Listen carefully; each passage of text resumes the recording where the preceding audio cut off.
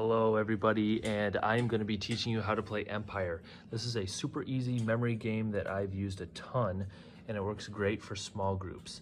Now the best numbers for this is 7 or more. 7's kind of the floor. You don't want to go fewer people to play this than that. And then you can go, 10 is great, and then you can go all the way up to like 15. But then beyond that, it starts to get a little fuzzy. So this is good for a little bit larger groups, but not too huge. So what you will need in order to play Empire is a bunch of pieces of paper like this. It's good to have a ton of them so you can play a couple rounds, and each round every person will use one of these, and they'll use a pencil. And so it's good to have a bunch of pencils or pens available. So at the beginning, you'll say, hey, everybody grab a piece of paper and a pen from the middle of the circle. Everybody sits in a circle so you can all see each other really well, and you have to come up with a category. So whoever's running the game, it's good to have somebody who's kind of keeping everybody moving. It's very important to keep the game moving because things can stall out if people are thinking too long.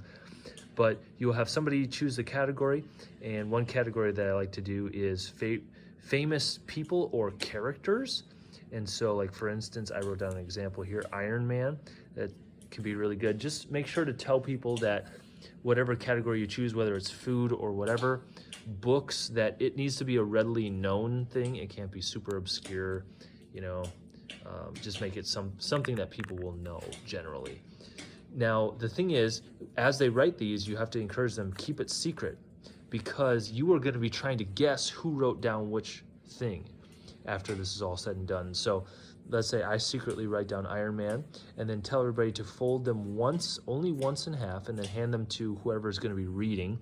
That person, the reader, they can play if they want to, but maybe somebody wants to sit out, or the leader of your group can do it.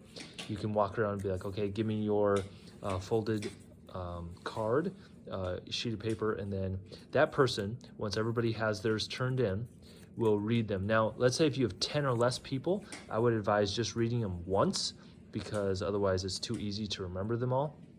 So if you have 10 or less, read them once. But if you have more than 10, I would say read them twice, so that people, because then there's so many names that you really can easily forget them. And so if you have more than 10, read them through twice. And so the reader will read them through twice. And now, after that is done and everybody's heard them, so make sure you tell everybody to pay attention, then the game starts. So whoever's running the game can say, okay, you can go ahead and start. It doesn't really matter who's, so whoever's running the game can say, okay, you can go ahead and start. It doesn't really matter who starts, and it goes to the left. So when, let's say it's my turn, and I point over at Sally, because I think I know which one she wrote down, I'll say, hey, Sally, did you write down SpongeBob? Now, if I don't get it right, my turn's done, and it goes to the next person. So the turn should go pretty quickly. Now, let's say if I get her right, I say, Sally, you wrote down SpongeBob, and I got it right. Then she will come over, then she's out of the game, but she doesn't just sit there, she stays involved, and how she does that is she comes and sits next to me, and then she will help me guess the rest of the names. Now, she doesn't get to guess names anymore, but she helps me guess names when it comes to my turn. So she's like my part of my empire. Now, as I go, I might be able to get 4 people out or whatever, and they all join my team, and then I can kind of talk with them quietly as we kind of try to figure out, okay, who wrote down what. And this is a really good game because it keeps everybody involved all the way to the end.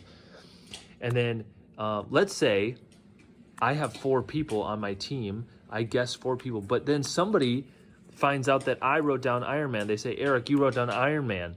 Then I am now on their team along with all of my empire. So we all will join their team. So it's kind of fun because if you pick off somebody who is really powerful, they've got a big entourage, they all become your entourage. So it's pretty fun. Now, a couple keys to the game, and the game ends when one person is the last person standing. And so it's a really fun memory game. It should be really fun. A couple keys to remember is sometimes people get stuck and they sit there and they think for 30 seconds. That is not cool. You have to keep the game moving. That's really, really important. So I would say just let a person think for just like 5 or 8 seconds or so, and then you say, hey, you got 10 seconds left, hurry up and pick out a name. And that might seem a little rough, but it's really not. Just to keep the game moving and keep people guessing. And you can always say, hey, you can pass it, that's no problem. And if they run out of time, then it just goes to the next person. The last rule is, let's say if it gets down to the last 3 people or the last 2 people, and they honestly cannot remember what each other wrote. They're drawing a blank. This is what you do. You do a speed round, sudden death, where you say, okay, let's say if there's 2 people left, you say, each of you will stay silent with your guesses and just listen to the other person, but you're gonna share the first letters of your names. And then when I say go, then you will just be able to, you know, try to guess the other person, and whoever guesses the other person first wins. If they still can't think of it, then give your first 2 letters, and you just do that until somebody figures it out.